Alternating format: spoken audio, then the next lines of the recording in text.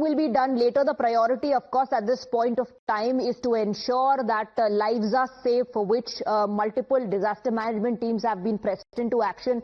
We also have O.P. Singh, former Director General of the NDRF, joining us in the broadcast. First and foremost, sir, if you could take us through the challenges that lie ahead for the disaster management teams on ground. Swati, this is a very devastating situation, and in fact the whole of Himalayan range, whether you talk of Uttarakhand, you talk of Himachal. The other day I was on TV talking about Himachal Pradesh. So all these places are badly affected, maybe because of the heavy rains that are taking place, or maybe because of the unregulated. So many things are there. We'll talk about it later.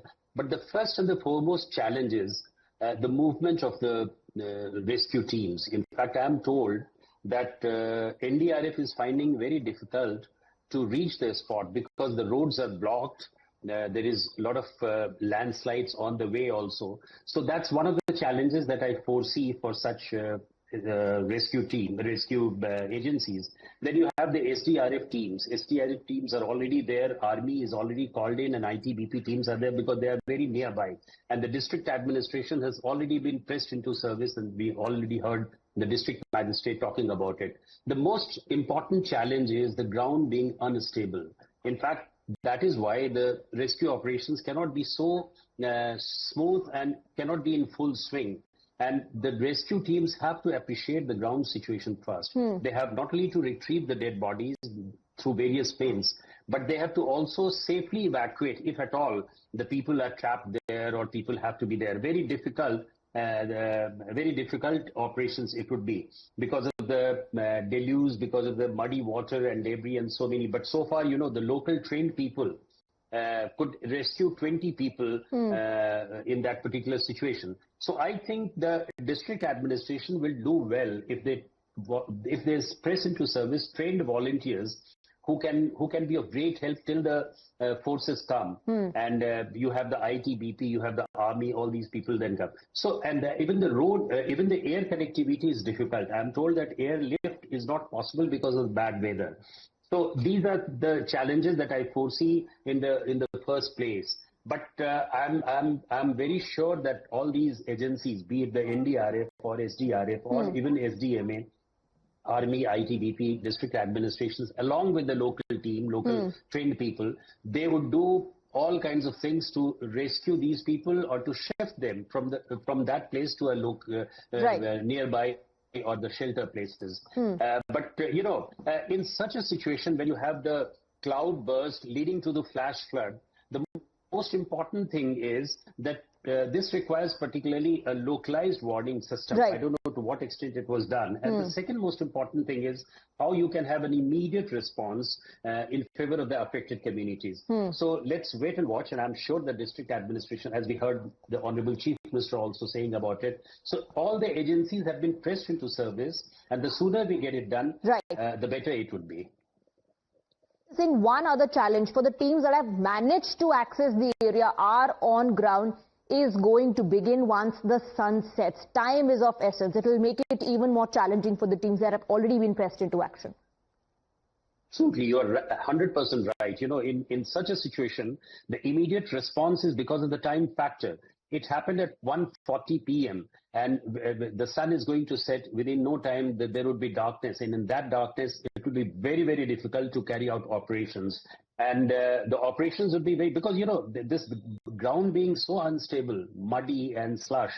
So all these things will definitely put the rescue teams in a very difficult situation. So hopefully, you know, they should start, and they must have started their operations, but hopefully they should finish it by the time there is darkness. But they have the lighting systems. NDRF teams, they always carry extra lighting systems which they use, portable lighting system. And I'm sure the district administration would have also been equipped with all these things. So, but certainly the sun rays are much more effective, much more important than giving an artificial light. So that is one of the reasons you have rightly pointed out that the challenge is because of the light also. Yes. Absolutely. And you know, in one video we can see that people who are perhaps already present outside their houses, they could either sense the movement or they heard loud noises. They tried to run and save their lives, but unfortunately for those who are present inside their houses or hotels or restaurants, they were caught off guard completely. And there was not enough time actually to warn them as well, Mr. Singh. Yes. In such a situation, when you have a flash flood, the time is the essence, and time is so quick.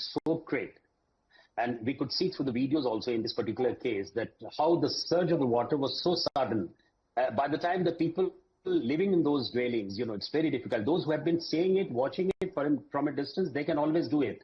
But for those people who are, and particularly the ladies, women, old people, the children, they are not so conversant with all these things. Of course, the training takes place in those places. But these people have been living for time immemorial. Every time the district administration or the state administration tries to alert them, and they are not permitted to have any unregulated development. Look at those houses, the dwellings. They were just on the river, on the banks of the river, and I should say on the river. So how difficult and how precarious their lives are. And they must be watching it. So it's very difficult. Yes, you are right that time, because of the lack of time, because of the lack of response, they couldn't have come out of that situation. But, that's one of the challenges. Well, absolutely. Mr. Singh, the point that you made about mindless construction happening in the hilly areas and the recent incidents that we have seen of loss of property, loss of life, massive destruction every time, during monsoon, if there's a cloudburst. When will the conversation actually start? That's the big question. When will we actually see some regulation, some strict action, stringent action? Because this happens during every monsoon.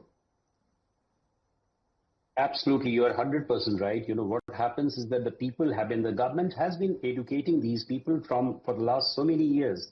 In fact, the whole disaster management circle and whole disaster management paradigm has undergone a complete change. And now we are talking of making the society resilient, making the community resilient. And resilience means and involves so many steps. You talk of mitigation, you talk of preparedness, you talk of response. You have so many stages to do that. And each and every time the government not only holds conferences, local meetings and so many things, then they have been educating it for the last so many years. You need to mainstream disaster with the development. And what happens? Because of the unregulated development, you are gravitating towards climate change. And climate change is one of the reasons that all these things are the byproduct of the climate change. You have unpredictable flood, you have unpredictable earthquakes are in any case very unpredictable, but all these things, natural disasters, are happening because of the change, because of the transformative change taking place in the whole climate. And the people are, even if they are aware of it, they're not budging at all. So in all these areas, in the areas which are totally vulnerable, like Himalayan range, you had, you remember 2011 Sikkim or 2012 Sikkim earthquake. The same thing happened in Srinagar urban flood. The same thing happened in Chennai urban flood.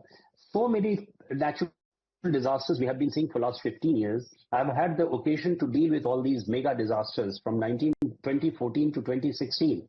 And we could see how vulnerable these communities are. And that is why we are talking about building resilience within the community. Resilience is not a personal choice. It's an imperative these days. So everyone has to think. You have seen in case of Himachal Pradesh. In Himachal Pradesh, in all these 4 districts like Kullu, Manali, Shimla or Mandi, what happened? The infrastructural collapse. You had the power breakdown. You had the communication breakdown. Even in the Uttarkashi, we heard the DM saying that the communication network is not there. Absolutely. And naturally, you do. So and it's heartbreaking that every single time we report such incidents, lives are lost, and then there's a repeat. So that cycle never ends, which is the most heartbreaking part of it. We also have Priyank, my colleague, joining